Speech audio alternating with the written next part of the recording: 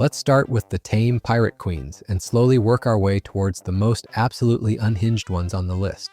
Number 6. Anne Dieu le veut, Caribbean, 1690s. Her name literally means Anne God Wills It, which should tell you everything about her energy. She was a pirate wife first, but when her husband died in a raid, she challenged the raid leader to a duel, not for revenge, to take his position.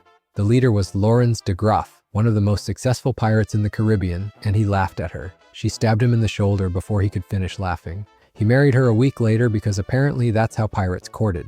Together, they became the most efficient raiding pair in the West Indies. But here's the disturbing fact nobody mentions. When they captured ships, Anne personally interrogated prisoners. Her method? She'd tie captives to the mast and use a heated blade to burn questions into their skin. If they answered, they lived. If they hesitated, she'd add another burn, then another. Sailors called her the branding iron because you could identify her victims by the scars. She and Laurens disappeared in 1704 during a raid on Spanish Florida. No bodies, no records. They either died or successfully escaped with enough gold to vanish completely.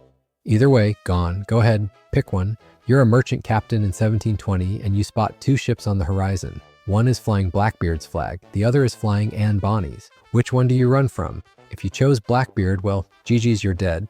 Blackbeard's reputation was bigger than his body count. He used fear as theater, lighting fuses in his beard and making himself look demonic. But Anne Bonny? She actually did the things Blackbeard only threatened. When crews surrendered to Blackbeard, they usually lived. When they surrendered to Anne Bonny, she killed them anyway because witnesses were liabilities. Alright, let's try another one. Number 5. Anne Bonny, Caribbean, 1719 to 1720. You probably know the name, but you don't know what she actually did. Anne ran with Calico Jack Rackham, and when the British Navy finally caught their crew, 13 pirates went on trial. 12 men and Anne. Every single man got hanged. Anne got pregnant during her trial and used it to delay execution. Then she escaped custody because someone, historians still don't know who, paid her bail and bribed the guards. She vanished. Completely. No death record, no later sightings, nothing. But before that escape, court records detail her battlefield actions and they're horrifying. During one raid, a merchant captain surrendered his ship without a fight. Anne executed him anyway. When her own crewmate hesitated during a fight, she shot him herself. Not as punishment, because he was wasting her time. Her reputation among pirates was so brutal that when she and Mary Read were captured, the rest of Calico Jack's crew testified against him, but refused to say anything about the women. They were more scared of Anne finding out they snitched than they were of the hangman's noose. She was 22 when she disappeared. If she lived to old age under a false name, she took at least 17 confirmed kills to her grave. Number 4. Charlotte de Barry, England to Caribbean, 1630s. Charlotte's story sounds fake until you check the records. She disguised herself as a man to join the British Navy with her husband. When their ship's captain discovered she was a woman, he had her husband murdered and tried to force her into marriage. She responded by starting a mutiny, throwing the captain overboard and taking command of the ship. Then she turned pirate. But here's where it gets dark. She didn't just raid ships, she'd capture them, lock the crew below deck, and burn the ship with everyone inside. Witnesses from ships that escaped described seeing her standing on deck watching men scream as the hulls caught fire. She did this to at least 11 ships, 11 crematoriums floating in the Caribbean. Why? Because fire destroys evidence completely. No bodies means no murder charges if she ever got caught. She eventually attacked a Spanish treasure galleon, got captured, and the Spanish executed her in 1636. But the Spanish records note that she never stopped smiling, even on the gallows. The priest who gave her last rites wrote that she told him she'd see him in hell first. They burned her body afterward just to be sure. Number 3. Mary Read, Caribbean, 1718 to 1721. Mary Read makes Anne Bonny look merciful. Raised as a boy her entire childhood to help her mother collect inheritance meant for a dead brother, Mary grew up with zero attachment to gender roles or social rules. She joined the British military, fought in wars, then turned pirate when she realized it paid better. She sailed with Anne Bonny and Calico Jack, and when the British Navy attacked their ship, most of the male crew hid below deck drunk. Mary and Anne fought alone on deck. And Mary got so furious at the cowardice she went below deck and shot 2 of her own crew members for hiding. Not as motivation, as punishment. She wanted them dead more than she wanted help fighting. The disturbing detail, when the British captured everyone and the trial happened, multiple witnesses testified that Mary was the more violent of the 2 women. Let that sink in. In a crew with Anne Bonny, Mary Read was considered the dangerous one. She died of fever in prison in 1721 before her execution. The guards reported she seemed relieved. One told investigators Mary said dying of disease was softer than she deserved.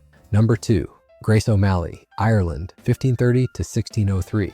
Grace wasn't just a pirate, she was a political power who used piracy as leverage against the English crown. She commanded 3 galleys and over 200 men, raiding English ships to fund Irish resistance. But the disturbing part is how she handled betrayal. When one of her captains leaked information to the English, Grace didn't kill him. She killed his family, all of them, his wife, his 3 children, even his elderly parents. Then she let him live, exiled and alone. She wanted him to feel what she'd lost when the English burned Irish villages. It worked. He hanged himself 6 months later. Grace met Queen Elizabeth I in person in 1593 to negotiate a truce, and the meeting minutes still exist. Elizabeth asked how Grace justified her actions. Grace responded by listing every Irish village the English had destroyed and asking Elizabeth the same question. They agreed to a ceasefire, but Grace never stopped raiding. She just aimed at non-English targets instead. She lived to 73, died in her own castle, and her descendants still live in Ireland today. She's a national hero there, but English records paint her as one of the most ruthless pirates in history. Both are true. Number 1, Qing Shi, China, 1807 to 1810. Hands down the most successful pirate in human history, and it's not close. Qing Shi commanded over 300 ships and 40,000 pirates. Not sailors, pirates. She controlled the entire South China Sea so completely that the Chinese government, the Portuguese, and the British East India Company couldn't stop her even when they worked together. But success doesn't explain why she's number 1. The disturbing factor is her code. She created a written law system for her fleet, and breaking it meant execution. The code included rules about treatment of captives, and it's horrifying. Captives could be ransomed or released, but if their family couldn't pay, they'd be sold as slaves. If they resisted, she'd execute them by tying them to the ship's anchor and dropping it, slow drowning while the weight dragged them down. She did this hundreds of times. The South China Sea floor is still littered with skeletons chained to rusted anchors. When the Chinese government finally offered amnesty in 1810, she negotiated a deal that let her keep her wealth, her fleet, and her life. She opened a gambling house, got wealthy again legally, and died at 69 of natural causes. She won, completely. No other pirate in history defeated 3 empires, retired on her terms, and lived to old age. Solved. Here's that extra I promised. The tactic nearly all of them used? Reputation management. These women understood that in piracy, fear is currency. They committed specific, memorable atrocities, not because they were sadistic, but because one horrifying story spreads faster than 100 normal raids.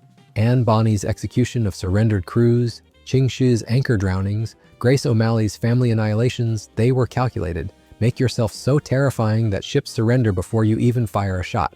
It worked. Male pirates got caught because they chased fame. Female pirates built fear, and fear kept them alive longer, gave them better targets, and let them retire when they chose. The brutality was the strategy. If you want to see what happened when these pirates went head-to-head with the actual historical Blackbeard, that video breaks down who would have won and why the answer isn't what you'd expect.